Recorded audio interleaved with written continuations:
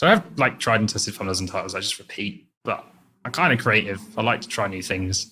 So that's one way of speeding this up. But writing is different. So going back to what we were saying about writing to my audience, I wrote a video the other day that was just bonkers, over the top, just smashed it out very quick, easy, because I wasn't constantly going, how am I going to cater for the cold audience? I was like, I don't care about them. I'm going to annoy them. But I do want to emphasize for most people who don't edit on the same scale as me, it should be much more than if it's only taking, it's taking 3 hours to edit. I think whatever you're doing, these things, ideas and writing and stuff can come quick, but you're going to start realizing, okay, it's not interesting to my audience. That's boring to my audience. How can we make this more interesting? How can we put a metaphor in here? How can we put a story in here?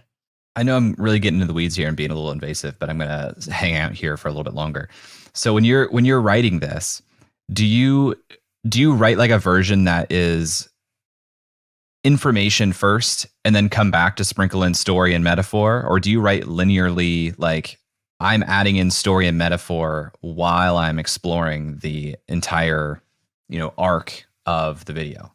So I try and plan it as much as I can. But a lot of the time I'll start writing and then I'm like what I call the creativity round, where I go, this is boring, this is boring, this is boring, this is boring. Make it interesting. But some videos I set with the goal of turning the whole thing into a metaphor from start to finish. And that means that every single second needs to tie back into the metaphor.